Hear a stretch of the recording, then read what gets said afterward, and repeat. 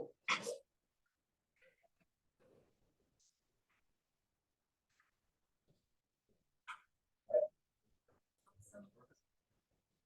right, well, hello.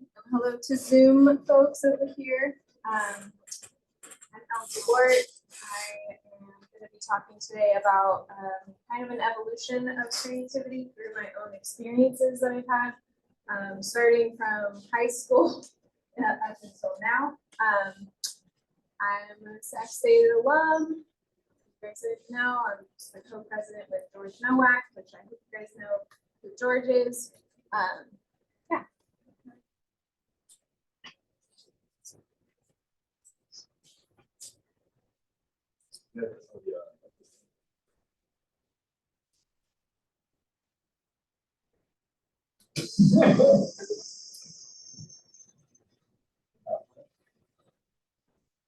How's everybody doing today? Good. Your spring break is like next week, right? Yeah. Almost there. Almost there. More days.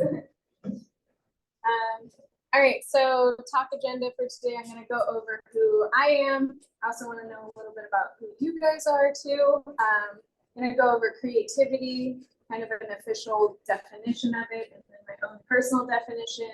I'll talk a little bit about my pre-Sac State experiences, like high school, community college, and then talk about my experience in the design program, and then what I did afterwards, working as a designer, and then moving forward beyond that into finding more fulfillment in my life, and being a teacher, a high school teacher, and a student, because I'm still getting my teaching credential right now, and also being a creator. Yeah. All right, that's just the title slide. Okay, but who are you guys? Are you guys all in the program right now? No, we got some pre-designers. That's the most? Yeah. Awesome. That's awesome. GRIDS is like the most amazing thing for pre-design because you have an opportunity to engage with a bunch of different people who are in the program, potentially older than you too. And so you guys are awesome. Right thing. Okay, next slide. Okay, so about Elle, I'm 27 years old, so I'm not even 10 years older than most of my high school students. That's a fun thing to mess around with them about. I'm from Sacramento, also Clarksburg, which is south of West Sac in the country. I went to Christian Brothers High School and graduated in 2014. Sac State Design Program, I graduated in 2020. I'm going to touch on how graduating during COVID was as well. And then now I'm a high school ceramics and art teacher at Laguna Creek in Elk Grove. Okay, so creativity.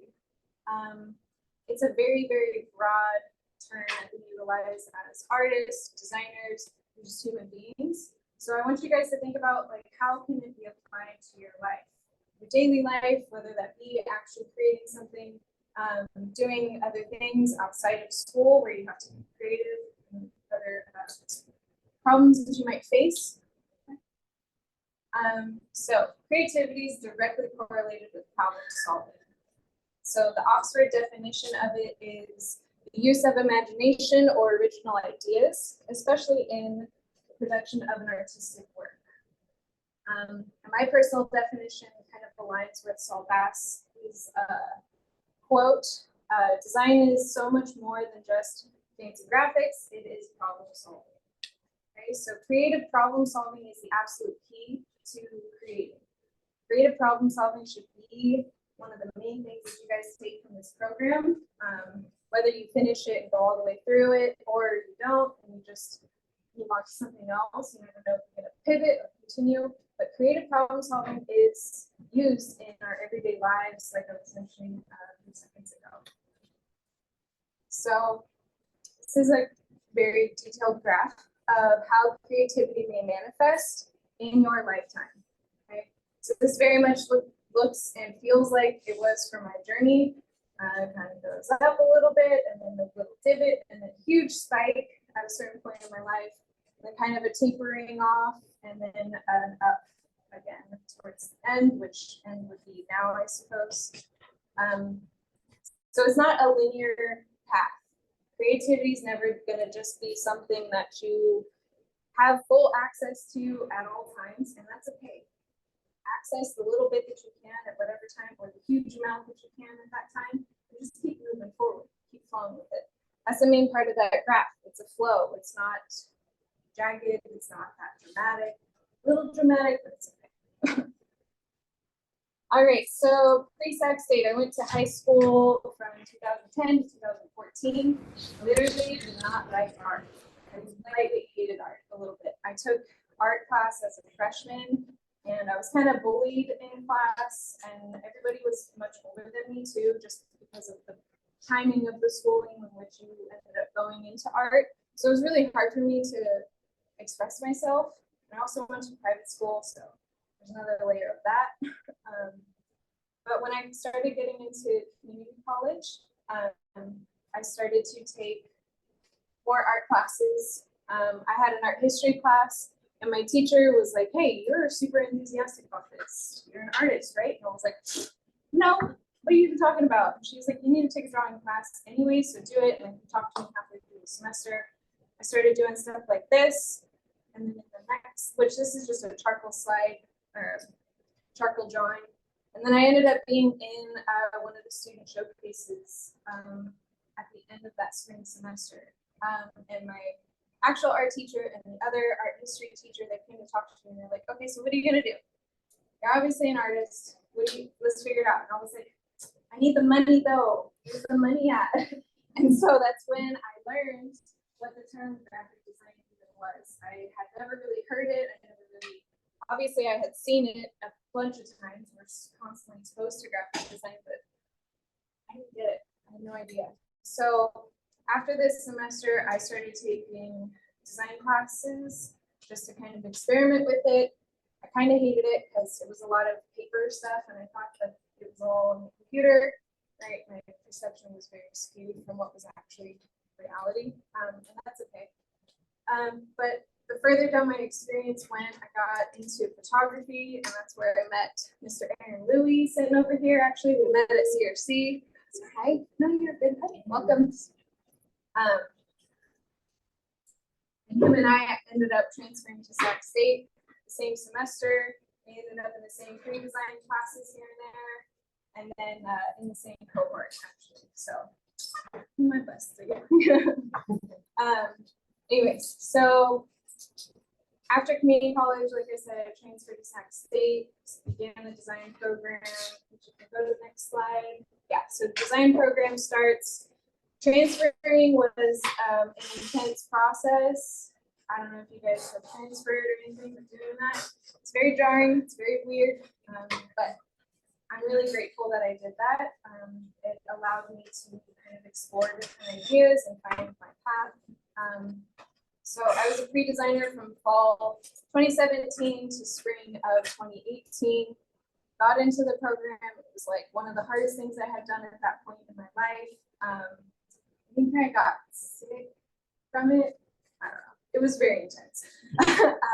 And then I started the design program in fall of 2018, and then graduated in 2020. And I put an unhappy face there just because 2020, we know the Rona hit in March, literally yesterday, 4 years ago. We had our last class in here, and then we were sent home, and then everything was all digital, and that transition was really brutal. That was a very, very depressing time, I would say. My work kind of fell off a little bit. I was still trying to focus on just making it through, basically. So you go to the next slide. So here's one of the first projects that I finished in the first semester of the program. This was in Mario's class. It was the branding project that we had to do. We created museums. My museum was a mural art museum, staged in like this huge warehouse. And so this branding suite was really, really fun to create. I met one of my really good friends who's a mural artist in Sacramento named John Horton, and he helped me out with this a little bit, and spray paint cans and stuff like that to use as some of my deliverables. So yeah, just business card, letterhead, and envelope here. I also started a club in my first semester of Sac State. This kind of is a callback a little bit further. I started a club and started designing stuff. This one was a long sleeve shirt that I made for the weightlifting club, which was really fun. I made this in the type class for during the first semester. This one was a project that totally changed my perception of the world around me. And I still am utilizing this kind of format of going into your own environment to try and find letter forms, but we just do it with elements of art, the 7 elements of art in high school, because I teach graphic design, so I don't teach typography, but this one was really awesome. I did some traveling, and so I have some pictures there from San Francisco. I was working at Reprographics, now called University Print and Mail at the time, so I was actually able to produce this as a magazine, which was really cool. I still have the copies of that one, so anytime you guys have the opportunity to actually produce your stuff, do it. Even if you just do it for yourself and you don't do anything with it, just do it. And even if you forget about it in 10 years, you can grab it and be like, hey, I made this. Cool. Okay. This is one of my favorite layouts I created. Softkill is one of my favorite bands at the time. I photographed one of their shows that they had in Sacramento with the film camera. And so I was able to capture some like really atmospheric looking imagery that I was able to use for this. Started playing with really large negative and positive spaces as well. And then manipulating type and using InDesign like that was a real joy. These were the poster projects that I did as a senior. I learned some new techniques through each of these different posters. The first one, the co-lead one, was all Photoshop, painting and then manipulating the gradients and then layering them all. That's actually not my final version. My final version is better than that, but that's okay. And then the middle one, that was my shot at photographing and then applying typography to that. For the Vince Gill poster, went with the Western vibe. This was a last minute, like, oh my God, I can't finish the actual thing that I've been working on, so I'm just gonna take pictures of shit that's in my house. Because I was trying to like color a poster and I didn't have any business doing that. So it's okay if your last minute ideas hang on, sometimes they're the strongest. This also means you must brainstorm and do a lot of ideation process. I stuck with my very first go at that poster and I regretted it at the last second. The Music Menudo one, that was really fun to do. Took some images of textures and layered them together to create this kind of like broken, shattered glass look towards the top. It's kind of hard to see. And then the paper had that like wavy, florally shiny look to it too. This is one of my absolute favorite projects that I did, Dracula remake.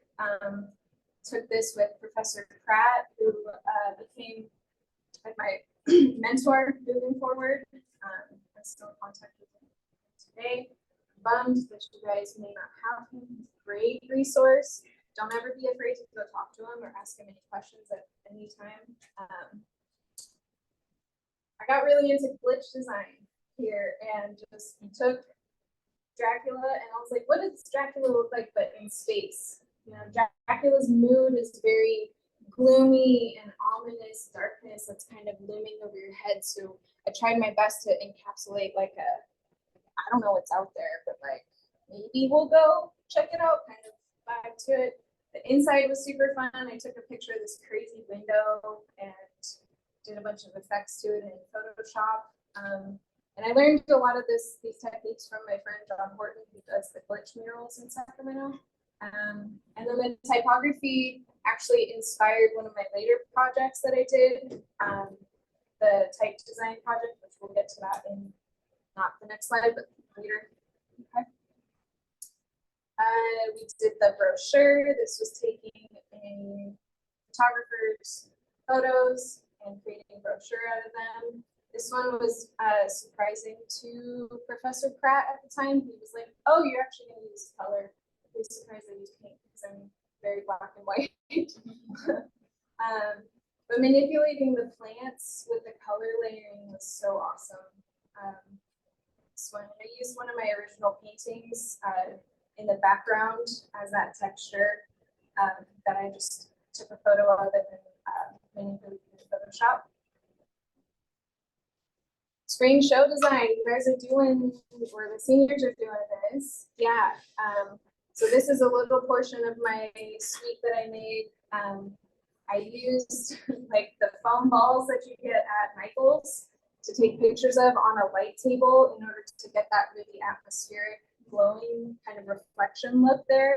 And then that broken vellum, like really thick vellum tracing paper, I like crumpled it up and photographed it, and that's how I got the background look and that little bit off to the upper right of the left picture. This was one of my favorite projects. It was also one of the hardest ones I had done until this point.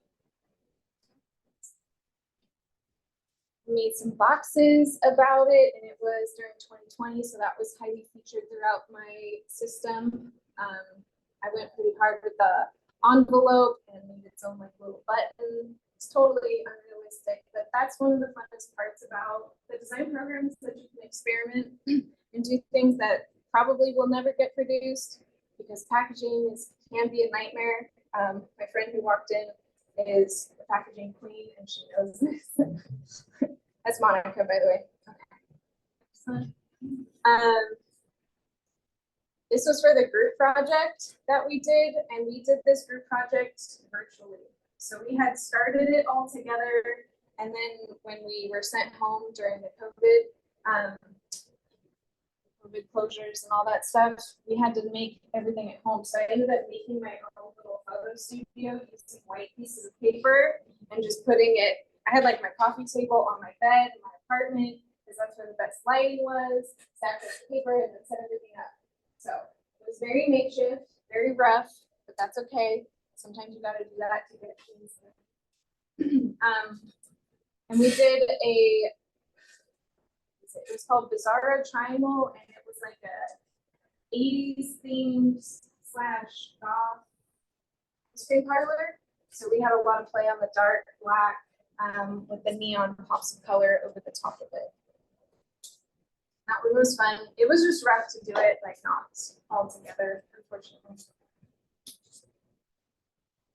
So vintage, this is my type design that I did that was inspired by Dracula.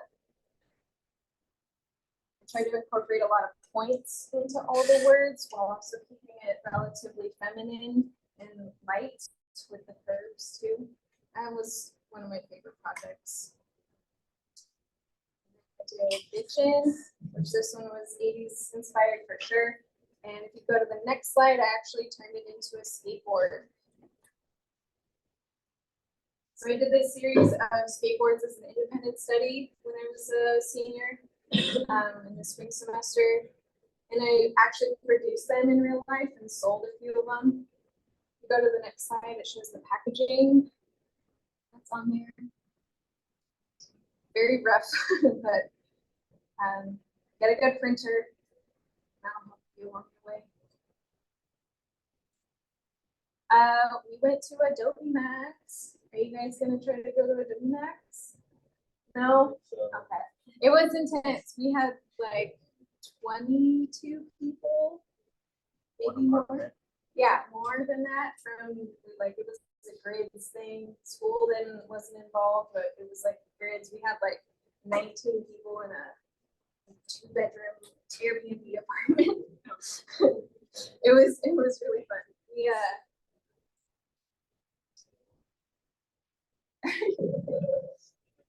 it was crazy. We had like 4 people to a bed and stuff like that. But it was like the longest days ever, but it was so much fun. And this night was at what is it called? Bash. Yeah. And who played? That was Vampire Weekend. Yeah. That was really cool. It was really awesome to be at like a huge thing going on in LA. Felt very like we're in LA.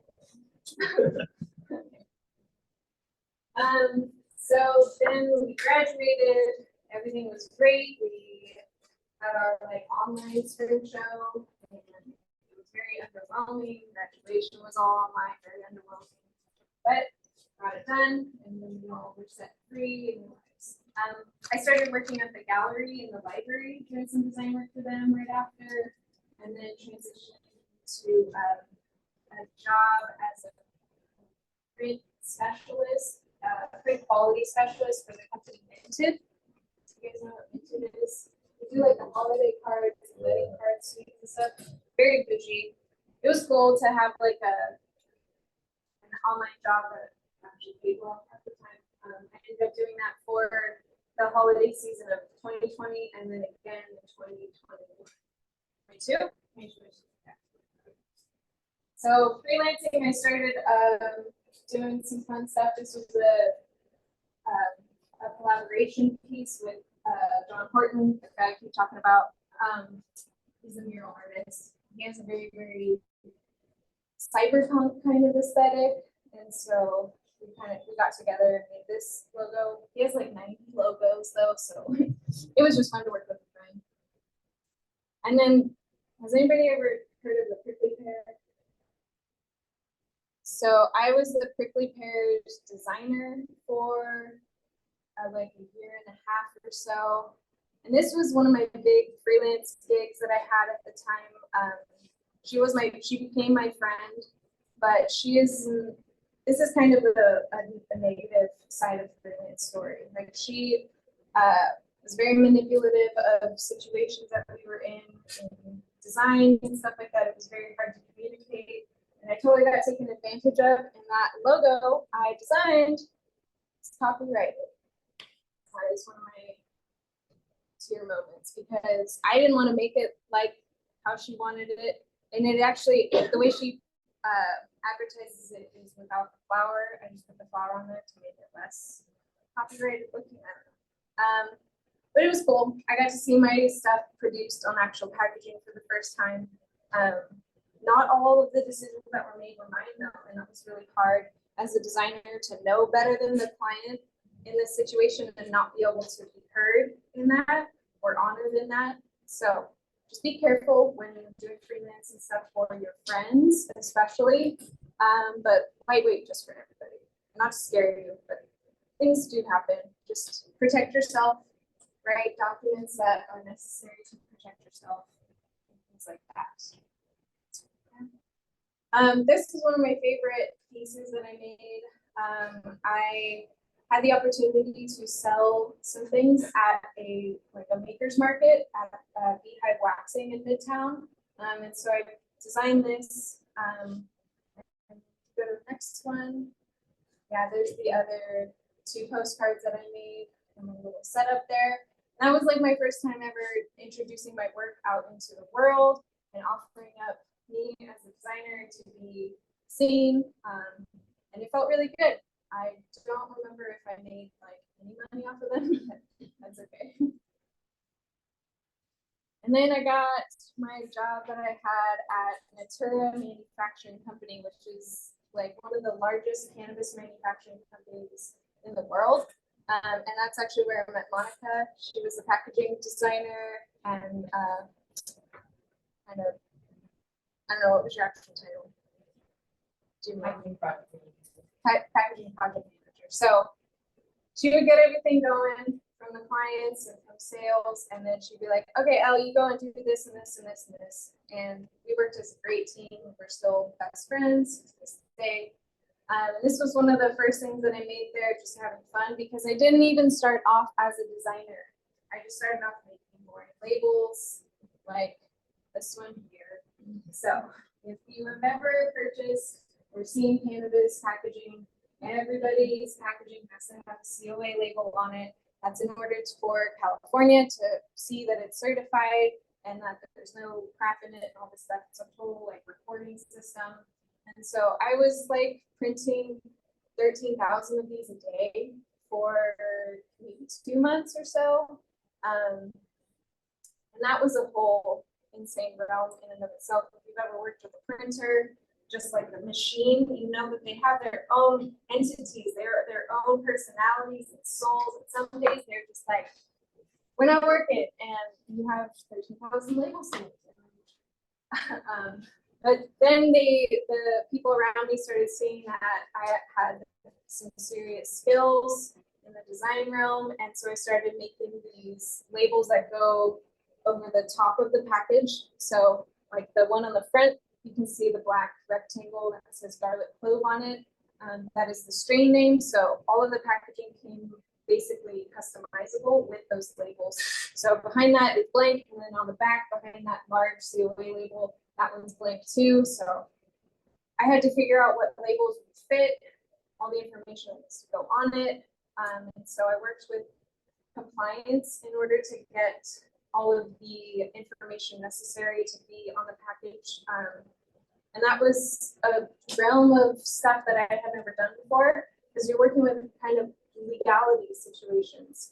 You're creating a system, but you're also managing numbers. Like if I got the numbers wrong on there and we had 10,000 labels printed and people were putting them on the packages, and then somebody finds out that's wrong, you have to do a remediation.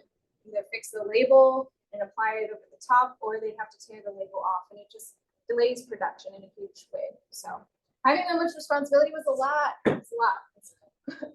Okay. I would help to kind of mock up labels and show my supervisor and the other people I was working with different styles of how things would go. And so again, that back label, the Rolls Choice one, that's the label I designed, and then I'm just kind of mocking this one up. So in order to make these labels, I just started looking at the typography that existed already and trying my best to match it with the ones that we have in our programs. So just identifying systems, matching the systems, and making it readable while also cramming everything into like this big of a spot. Yeah. There's another one. This is called a tamper label. That one came established, and I designed the tiny one on the bottom. So again, just identifying the system and replicating it as best I could. And people were really doing this at the time. Like if you look at most COA labels, they're just Arial, one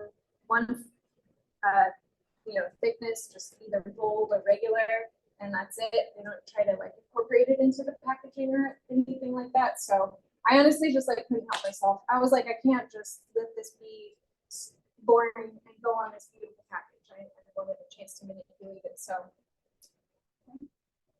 I also created these insanely detailed filing systems for the labeling, as tracking like all the information, how many labels, how many different labels needed to go on one package, and then the approval system from the quality quality check person. It just got to a point where I needed to establish something to protect myself in case anybody ever came back with like, well, that label wasn't approved. Why did it even go through? And I would say, yes, it was, but there was no proof. So I started making this good filing documents, super boring, but super helpful. And then that's how I looked at the time. I kind of evolved from, I had long hair, I shaved my head in 2020, and I just started like expressing myself. I felt like for the very first time, I was in a very free space. I felt free, like financially, I was stable. My location and where I was living was really comfortable, and the people who I was working with became my like closest friends. And so this was it was really beautiful to have so much fun at this place while also being insanely stressed out. And then on the left side, those are the same kind of labeling that I was talking about before. However, I chose all the colors and the type alignments and stuff like that. And so they were slowly giving me more autonomy over the projects instead of just printing the labels. So I was actually starting to design a little bit, and I wasn't actually like an actual designer at this time. Like my classification was not designer. Go ahead. This was one of my favorite ones I started getting to experiment with. That's a photo of THC diamonds, which is like really, really up close to the wax of the distillate cannabis. And I just started playing with all the coloring and applying that into a label that I designed. And that label would wrap all the way around the box. So I was having to like identify each little section that would be designed and look at it as its own design and then as a whole as well. There's kind of more of them. This was our first running of them. So the two rows on the bottom, those are the top of the jar and the bottom of the jar labeling. And these don't show the actual die lines where all the corners were rounded nicely. Here's me as an actual designer. I finally got my promotion. They're finally letting me make my own decisions about the designs and letting me work with clients and stuff like that. And so I had this enormous whiteboard right behind my desk, and I got to just draw over it all day. It was very, very fun, very cool. It would be blank. I would just go crazy like the Zach Galvin magazine, basically. And yeah, it was cool to see the response from the people around me to me doing this, because they were like, oh, you actually really know what you're doing. So don't ever forget that just because you have your final product doesn't mean that all the brainstorming and everything like that has to happen at the beginning. That's the main 80% of design, is our brain, and then we begin producing after that. I would make these little itty bitty mock-ups of our boxes and stuff like that, just so people could see what it was going to look like. It's hard to identify what something's actually going to look like and feel like when it's just the flat die line of it, because it looks insane. It doesn't look like anything real. So this was really fun. I brought out my X-Acto. I don't know if you guys actually had to endure the X-Acto blade. I still have to do that. It's like one project, the coloring pack. Okay. Yes, that one's brutal. That one's brutal. Yeah. But yeah, Erin and I, we had to make a lot of, everything was all with paper. We had to make our intervals all on with cutting paper, like tiny baby strips of paper, and making it all. Woo! So I had some fun doing that. I've always loved working with my hands, so I did miss this aspect of that, and played around a lot with the little boxes.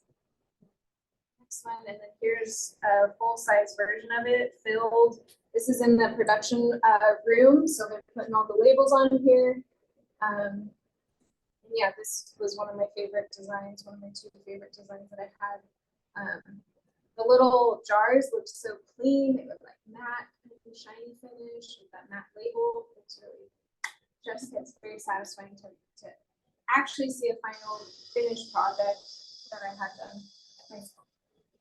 Here's a close-up of the wax inside of it with the label, and then you can see the COA label on the side. So I had 1, 2, 3, 4 total labels involved in this packaging. And this was just the first run of the 5 flavors.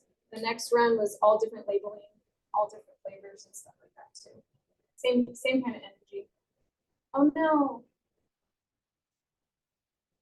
That's okay. That just means we won't get to watch any of the videos. I should have changed it. This was just another little box that I made.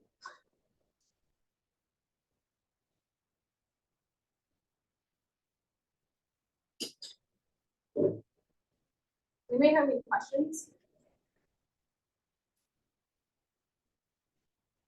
Okay, so here's like the epitome of that original packaging that I started with. We ended up having really, really shiny labels with some trippy, like high resolution, zoomed in, some mega cropped of photos of the actual flower that I did the same color manipulation with.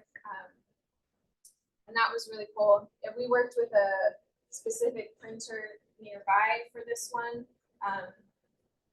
That process, working with other people, is always going to be hard. It's okay. And then I did do the COA label that's towards the bottom right of the picture there. That UPC code was really fun to experiment with. I incorporated the logo into it to make it look like a field of flowers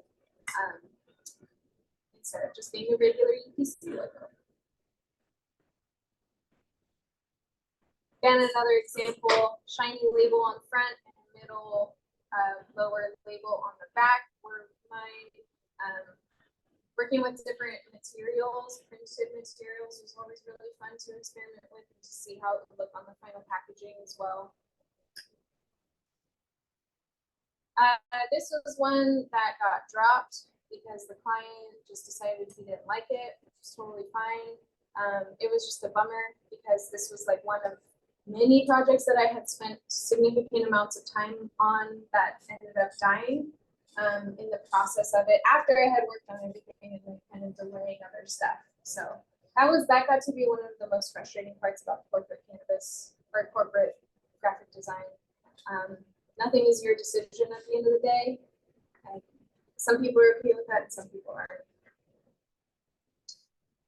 So another one of my favorites, I just made that one for the employee store that we had. I used my iPad to draw the hand, the joint, the smoke, and the flowers behind it. Flowers. And that was my final project I did on Valentine's Day. I ended up quitting on basically my 1 year there because I just didn't really love it anymore. It wasn't necessarily design, it was just kind of the whole situation. And so I was like, okay, I need to step back. And then I ended up moving to Marysville with my boyfriend and moved to the country right after this one. So I definitely took a hiatus. I did this one after I quit. So yeah, I started working at a bakery in Yuba City and doing some random freelance stuff here and there. And then I worked at a pet store, and then I started substitute teaching, and then I started full-on teaching. So this is me at this is me at the bakery. I got to be really creative baking, making cakes, frosting cupcakes, making pies and stuff like that. There was an element of creativity within all of that, which was an itch to scratch for sure. And then I also got to start working more with my body, which was really important to me. Moving around and stuff like that is something that's helps me. I'm more of a kinetic learner and just a kinetic person because ADHD is super fun. And then the following year, I moved back to Sacramento, deciding I was gonna pursue something, but I needed another job, so I started working at a pet store, which that was really cool. I got to a whole bunch of snakes and lizards and do a bunch of random stuff in there. Pet dogs, talk to crazy cat ladies, you know, the usual. And then that's my mama. She was the one that was like, Elle, you need to try teaching. You need to do something in the teaching realm. You loved being president of GRIDS. You were great at that. You led people, you talked with people, you enjoyed people. So don't be afraid of it. And she had a lot to do with this because she, at the time, which was last May, she was retiring from teaching 8th grade in Elk Grove for 30 years. So I started subbing for her as she was retiring. And that like month and a half or so was kind of like my student teaching moment. I didn't really have anything else like that because after that school semester ended, then I started teaching at the high school, which is the sister high school to the school that she was already teaching at. So there's me, I'm the teacher, Ms. Duarte. I do art in my class, it's not Duarte. That's how I got the kids to know what my name was. This one. There's me at back to school night. That's my whole classroom. That's the ceramics room there. It's a very dusty, dirty place, and I love it. It's great. There's artwork just everywhere. And I usually have 37 kids in every one of my classes. So lots of and it's 9th through 12th grade as well.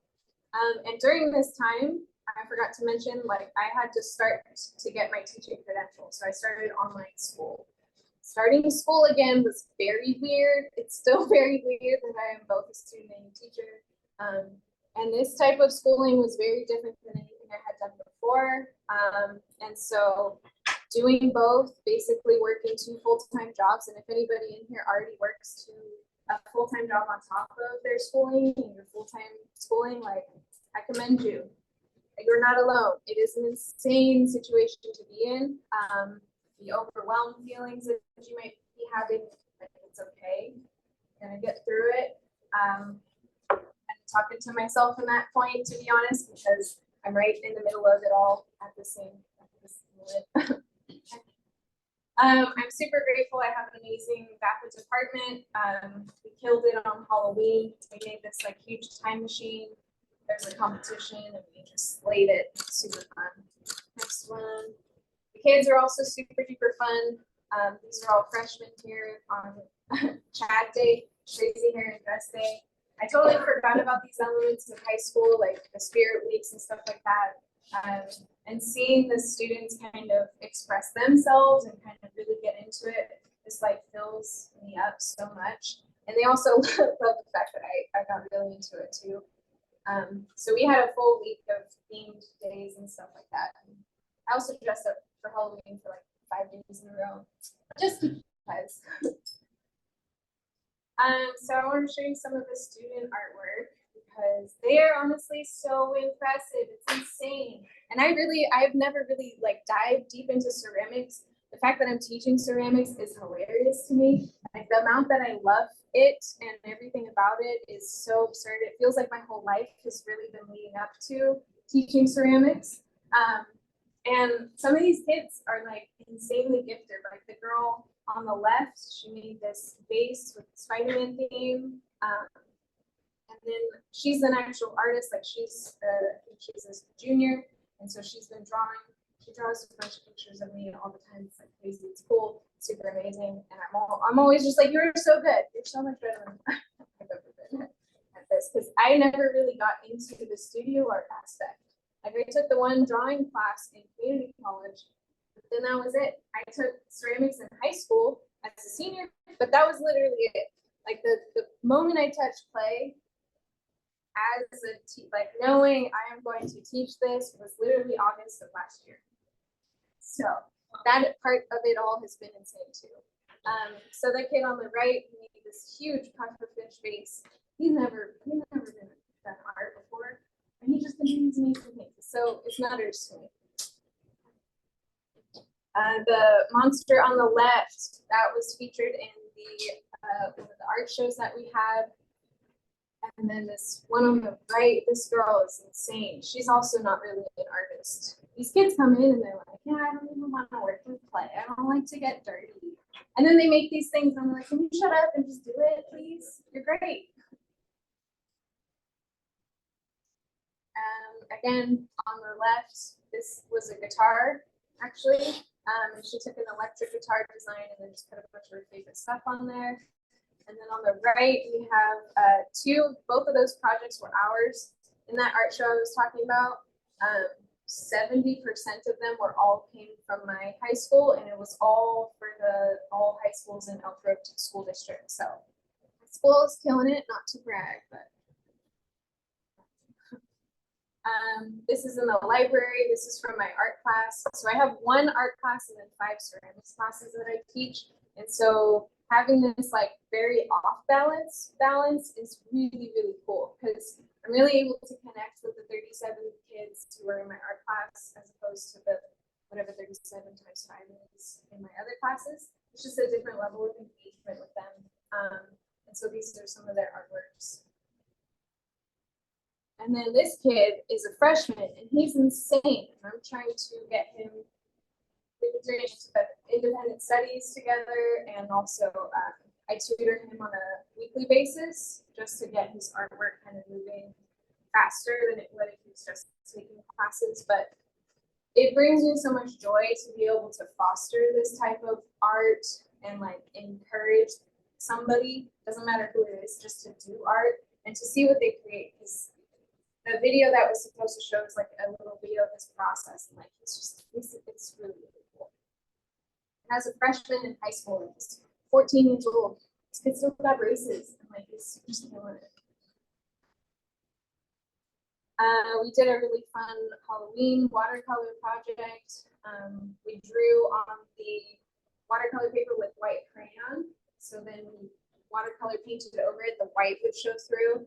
Super fun medium to work with. And then there's just another student working with ceramics. Right? This one is ridiculous. I just wanted to show it off. Yeah.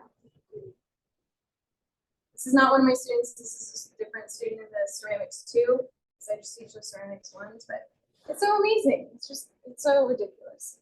Really amazing. And there's just a cool picture of the kiln being filled up. And all of the red is actually going to come out a totally different color.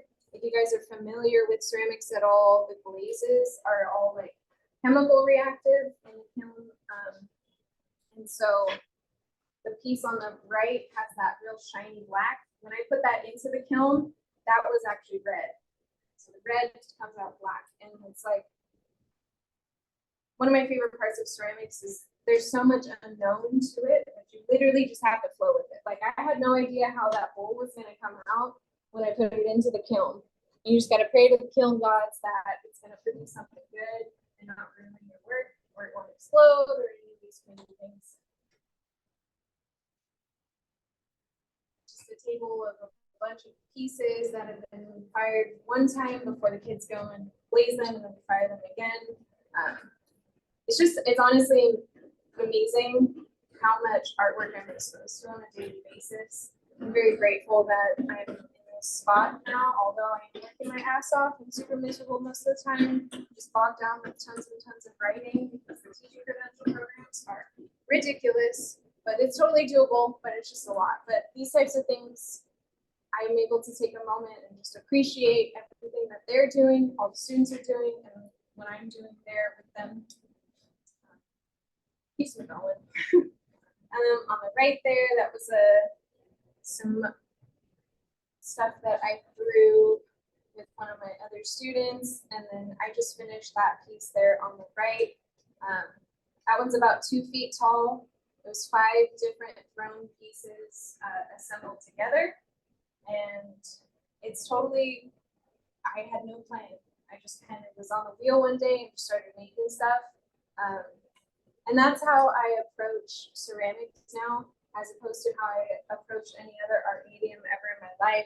There's so much uncertainty that you're almost forced to go with the flow with ceramics. And so I had no plan when I made the 5 different things. And then I was like, oh, well, what if I just put them all together? That would be nuts. And so I did that. And that's like, I'm really, really happy with that piece. I'm hopefully going to start showing some pieces this year, so I'll let you guys know that. This is a cool, fun combination between throwing and sculpting. So I threw the lower portion and trimmed it. The base of it, it kind of flops over like a mushroom, and then it has an actual like little stem on the bottom.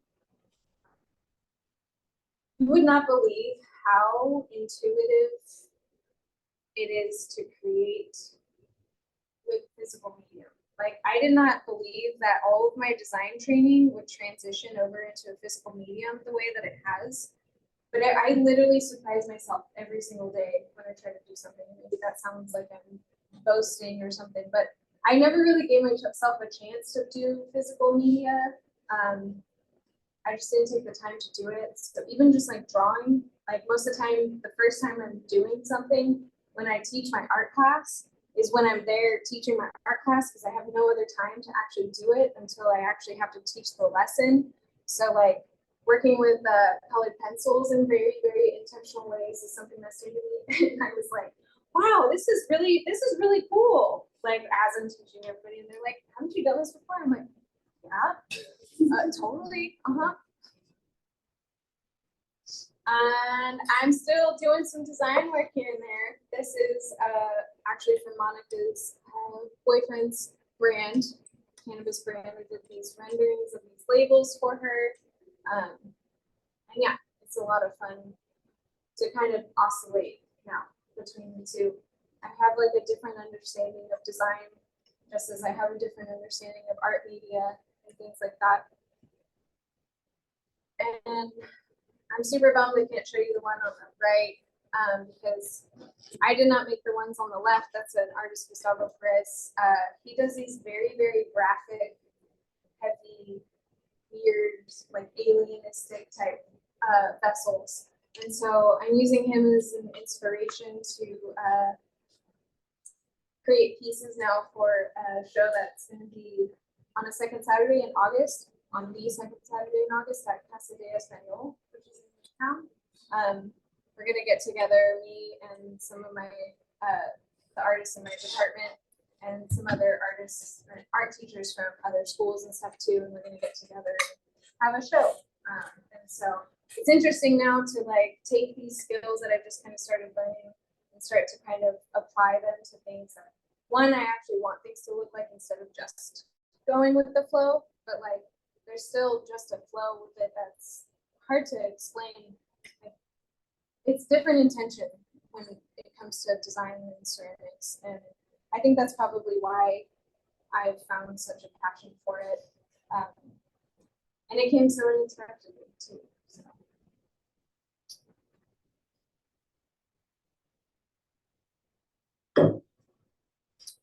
Okay, got to click through this one as soon as animated. Okay, so takeaways from today's talk. Go one more time. 3 things to remember on top of your running to-do list. I'm sorry, but I have to leave you with something. So first, please go with the flow. Just go with the flow. Don't fight it. Run the right path no matter what it is.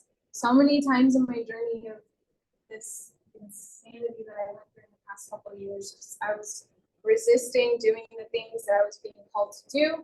I was resisting paying attention to specific signs in my life that were directing me in certain ways. And the next one, also just keep creating. There were so many times that I just stopped making stuff that I wish I would have spent the time making stuff. And it doesn't matter what medium it would have been. I was taking myself way too seriously, which Aaron knows. That's a part of me. That's okay. But I'm in this situation now where I'm forced to do art for the sake of teaching other people and myself at the same time. And I can like literally do the things. And I am constantly like, wow, you should have just freaking drew something 3 years ago when you were going through that thing that you were going through. Why didn't you just do that thing? So whether it is drawing, whether it's literally coloring with colored pencils or crayons, chalk on the ground, pastels, anytime you feel like a lull in your life, just keep creating something. Take out a pencil and just start doing something. Get on your computer and start designing something. Look at other artists, identify things that you want to emulate and start piecing those together and just trying it out. No matter how much you try to copy an artist, there's no way that you're fully going to be able to copy them full on unless you're actually like tracing on the light table and everything is exactly perfect. If you just kind of freehand go into emulating another artist, you'd be really surprised to see how different your version of that actually is. And the last one, it's all the process. You just got to trust it. And you guys probably hear this pretty frequently. Just trust the process. It's all good. Establish the process. Trust it, but just literally trust the process. It's gonna be okay. You guys are gonna make it into the program. You're here at GRIDS. You're doing amazing already just by showing up, and that's a great thing that you can carry with you moving forward through the actual design program. All right. Shake. I have questions for me about anything. Yes. I wanted to say, have you always been a teacher? I just have to follow that. No, so like in high school, I was like, because my mom was a teacher my whole life, I was like, in high school, I'm straight up, my personality is, I don't ever want to do art. That's not what I do. I'm not an artist. Don't make me do it. And I was so afraid of being a teacher. Like I resented the idea of becoming a teacher. Yeah, as a 13, 14-year-old, and now I'm 27 doing both. It's crazy. But My mom was a big caveat into me becoming a teacher because she was already a teacher. So I had been really used to the system and everything like that, the idea of it. Doing grids really, really helped me kind of see that a little bit. Just I was able to like communicate with people and get them to discover things. Just like basically by doing critique and stuff like that, that I just couldn't. And Pratt and I talked about that quite a bit because I was like, whoa, this is weird. I'm having these thoughts of being a teacher, Pratt. Like I'm good at talking. I can do these things. What the heck? I don't want to do that. And he's like, actually, when I graduated from the program, I was getting ready to apply to RISD, Pratt School of Design and Palo Arts. I had everything done and ready to go. And then I was like, and I think 2020 had a big impact on that. It was just so rough. And I didn't want to throw myself back into school so quickly, even after wanting to do that. And my goal of doing that was getting my master's and then being a college professor. So now I teach children. Freshmen through senior children. Yeah, that's kind of it. Yes. Sorry. Well, first of all, I could not ever believe that you started being ceramics only in August last year because it just looks so good. And Thank you. professional. Thank you. So I appreciate that. You should have seen what she was throwing over the summer. I know. It's just like frozen. Oh yeah, I had Aaron over the throws too. It's so perfect. Thank you. And then my question was the inspiration for the projects that you teach the students, or like the idea, what they're gonna work on, and what they're gonna create. What inspires that? And what So mostly we break it down in the 3 plus the wheel, but like the 3 forms of hand building. So there's the pinch technique where you're literally pinching the bodies. That's how the monsters were made. We pinched out 2 like halves of an empty sphere and stuck them together, and then they sculpted on top of it. And then the next one is slab building. So like rolling out, baking moment, but it's not baking at all. Rolling out the clay and then cutting basically like pieces of paper versions of the clay, but that are thicker. And then the idea was for them to create like a box version of something using that technique, and that translated to the guitar. I love music, so I also love monsters. So they do the things that I like regardless.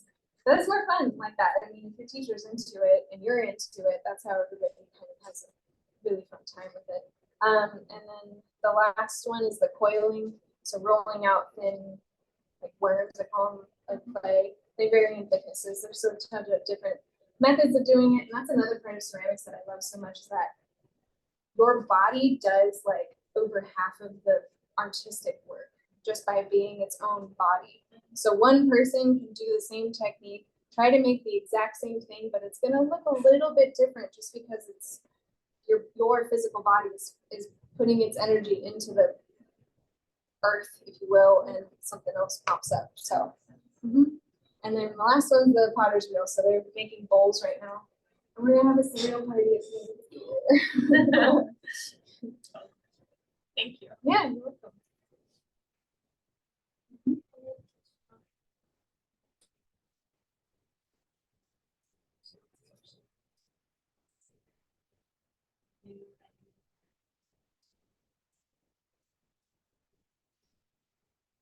Infinitely so.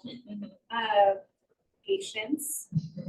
Patience is one of the biggest ones, because you can give verbal directions. You can have them up on the screen. You can literally tell it to their face. You can write it down on a piece of paper and put it. You show them a video, and then they'll be like, "Mr. Laura, what are we doing today?" And it's like I'm honest with them. I'm like, "You're frustrating me because I did this, this, and this, and this for you, and you were on your phone." So patience is definitely one of the biggest things. The most fun part is constantly coming up with a different way of saying the same thing. So it's an element of the creative problem solving, right? I say something and it doesn't click for them. I say it differently, until it clicks for them finally. And then I would say the last one would be just like all the things that I've heard about teaching, like it being so fulfilling. Like it really, really, it's incredibly fulfilling. Some of these students' lives are really, really hard. Like, you know, everyone has a hard life, but like some of them are just like, wow, how did you, good job for showing up today. You know, and I tell them that like you just gotta be here sometimes, and that's okay. Like that's all you gotta do. So understanding that there's a level of expectations and empathy, like an equal amount. Like if you continue to give in to what students want or say or things like that, then they're just going to continue to take advantage of you. So balancing that with the like expectations of like, no, you're still going to do the things. Like, sorry you broke your foot. Like you're having a rough day, but like I still need you to draw this picture of this thing.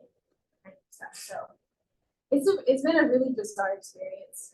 I never thought it would be the way that it is, because I'm able to be myself in a lot of very significant ways, but I'm also very like scaled back, and I have to have this kind of teacher persona. Like they'll try to be like, hey, do you know who like I don't even know Cardi B is? And I'm just like, guys, I might be not even 10 years older than you, but I'm not relevant. Like I'm a teacher, I am not relevant to you. Also, technology stopped working as soon as I became a teacher. Like I don't know what power that was from, what God, but I literally like second, third day of school, I'm just like trying to do the thing like what Fong did with the screens and all this stuff, and I was just like, what? It's not working. I was like getting so frustrated. I was like, guys, I'm a teacher now and nothing works. I would also say that like being an art teacher is very specifically fun. I don't have some days we can just have a movie day. And I don't have to defend it, right? No one's gonna go take an arts standardized test and thing to go apply to Sac State. They don't care about your art skills. So there's not things that I have to make them learn by a certain date. It's just kind of like, yeah, just make sure everybody stays safe. And I definitely push that safe space. There's a term, social emotional learning, that is really, really coming into all schools across the public districts and stuff. And that's definitely where my heart lies. Like, anytime I can get somebody to be like, whoa, I've never done that before. And like look at one of their artworks or ceramic pieces and just kind of feel that amazement about themselves in that moment. Like that's like fills me up so much. It makes like dealing with all the assholes really worth it, because there's a significant amount of mean boys. Yeah. Earlier you said when you were a freshman in high school, you didn't enjoy art class. Does that affect how you structure your art classes today? Absolutely. Yes. The style of the art class that I was in was very much like, okay, teacher up at the front, everybody looking, everybody drawing. Okay, if you're not in kids' attention, like, okay, you follow what I do, and then your sketchbook will be graded super hard. All your work was graded super hard. So I didn't do well. And I also I was, being a freshman, your brain is like the baby's brain still. Like your brain is not fully developed until you're 26 or 27. Like if you're not that old yet, let that sink in. And when you turn 26 or 27, you're gonna be like, whoa, my brain is fully developed. Whoa. Like I literally felt it happen. It was very weird. You're just like, I did it, we're good. And you can like walk differently. It's bizarre. But back to what you're saying. I try to like any work they do is like a win. The fact that they're doing something, the fact that they have a pencil on the paper actually doing something, whatever it is, whether it's what I asked or something that they would prefer to do better, I'm like, yeah, please do. Whatever I can get them to do is a win. Because mostly kids, they don't even want to be in art, they don't like art. Some really like art but are really struggling. And so I just try to hype them up as much as possible. And positive reinforcement is very, very important. But They also, most of them came from a teacher in 8th grade who was getting ready to retire, and she was like hella mean to them. Hella mean. Like the one kid that I showed you with the portrait piece and the hands and the hair, black one, that kid had that teacher, and he told me like to my face, like, I can't believe you were the teacher I'm having now after this teacher, because she made me not like art. I almost stopped doing art because I never felt good enough. I never felt like what I was working towards was attainable or anything like that. So as much as I can just make them believe in themselves while also kind of staying within the general parameters of what we're doing is that's my goal. The projects are structured very differently too. They have like 2 to 3 things that they have to do, and then it's all kind of like free choice of self-expression. So for example, we just did a creative color wheel where we looked at color, and then they had to make a wheel that was not like a basic circle and all that. They had to have all the 12 hues in it, but like one kid did a bunch of sea creatures. One kid did a bunch of fruit. One kid did a whole like slice of fruit and made that all colorful. There was one that was an eyeball that had like mascara that was all the different colors. There's mushrooms. I always love it when the kids do mushroom art. I love mushroom art too. And then the next one that we're doing when we get back is learning how to color with colored pencils, even more so focusing on an animated character, but of their choice. So as much as I can make it about their choices and what they want to interact with and look at, the better engagement I'm going to have with them, the better engagement that they're going to have with their work. As much autonomy as I can give them over their learning experience. That's the only way that they're going to want to continue. So didn't get that in my high school art class.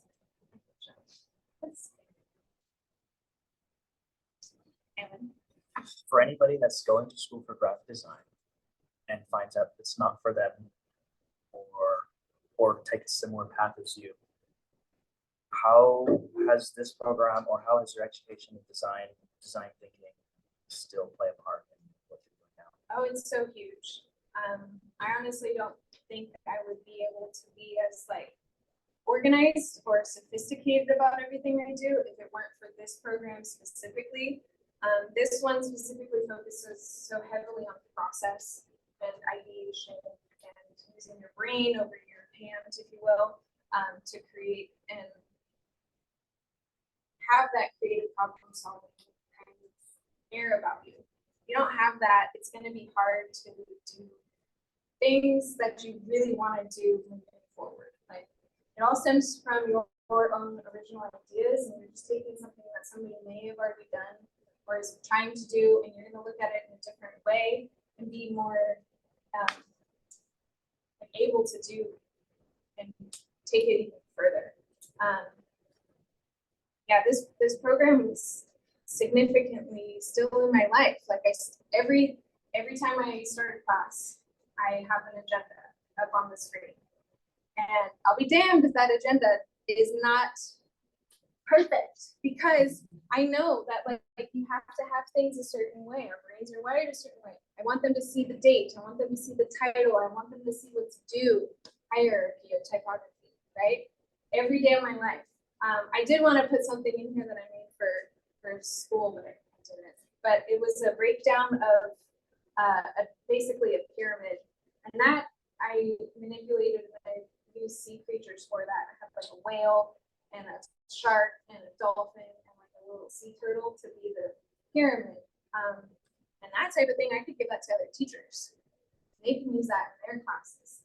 It's all about the user experience, right? That's a huge thing that we learn here. How do you communicate it visually? And that's like 98% of the things that we have to do nowadays, because that's how you can engage all of the students that you have. If anybody does get to a point in their life where they're like, yeah, I love graphic design, but like, shoot, I don't want to do it. We've got graphic design high school teachers. And I say high school, public high school, because the pay is insane. The benefits are insane. The retirement is the huge part of it. Like My mom, being retired after 30 years, literally makes more a month now than she did when she was working. Yeah, she just got back from Palm Springs and she's like, what are you doing? And I'm like, oh, just all my teaching credential shit that I gotta do. What are you doing? I'll go golfing. Yeah, she's living it up. And so, but it does not come without its challenges, that's for sure. It's a very overwhelming, oh my God, talk about overstimulating situation. By sixth period, I'm like, you guys, my ADHD, I literally can't. People will be tapping shit, people will be asking me questions. I got tired of hearing my name. The amount of times I heard my name, like right before spring break too, it was like end of the day, and it was like 10 times in a row. And I was like, you guys can't do this. So, but it's so fulfilling and it's so amazing. I did already get offered a job as an art teacher, a job as a ceramics teacher at different schools, and then one as a graphic design teacher too. After I had met her and I was like, I will come work for you and you just tell me anytime. And I was like, actually, ceramics is like, it's so bizarre to be literally in this space, in this room, and to have that be where my passion is lying now. You know, you never know where life is going to take you, but I literally, if it weren't for this experience, I don't think I would be able to do what I'm doing now. It's so good.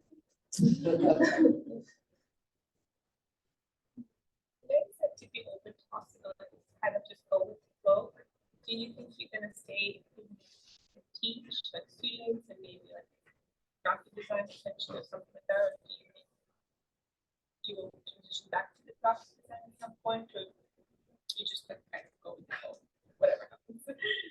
I honestly don't know what's going to happen. The goals that I have right now are so, like, because I have to, by Sunday, basically have 14 documents filled out that are like 6 pages each long. Because I have all of that, and then I'm doing my master's in teaching right after just to get more money in my paycheck.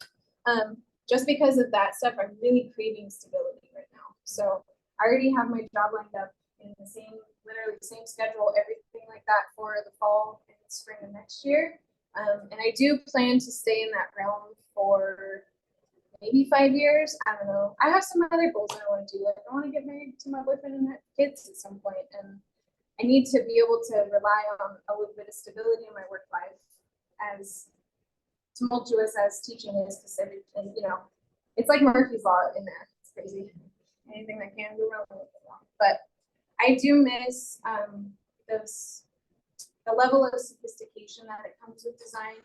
But the design that they're teaching in classes isn't necessarily in high school classes, isn't necessarily the design that I fell in love with.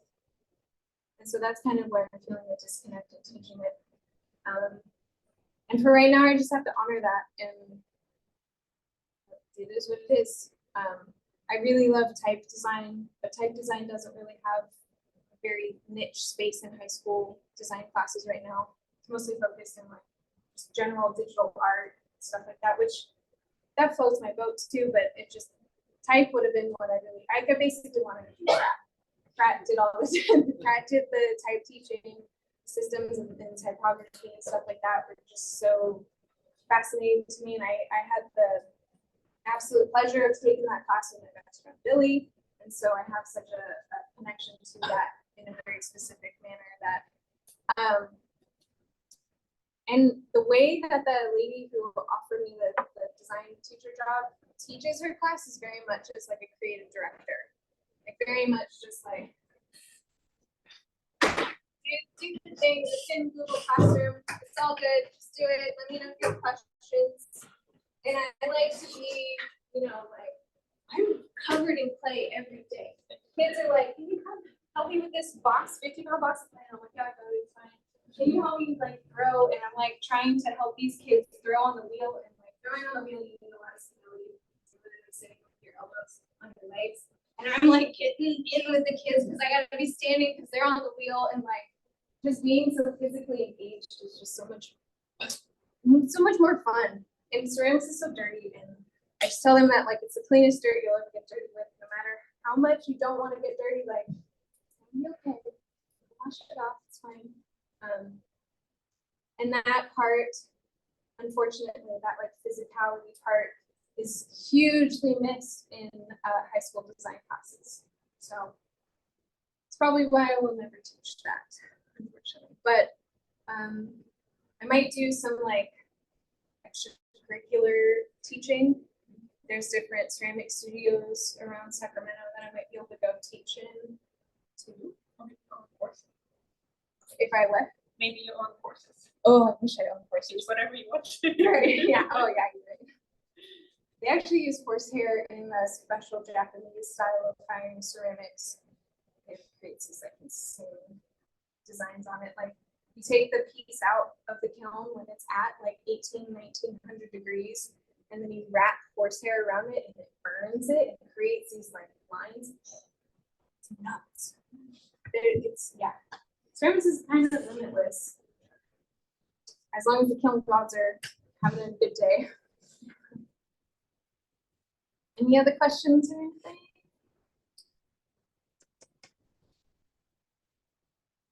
Thank you so much. Appreciate you guys. Super grateful to have been back. Thanks for joining us.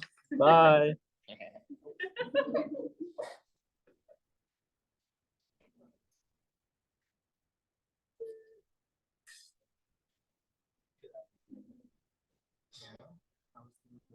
It's honestly so nice to talk to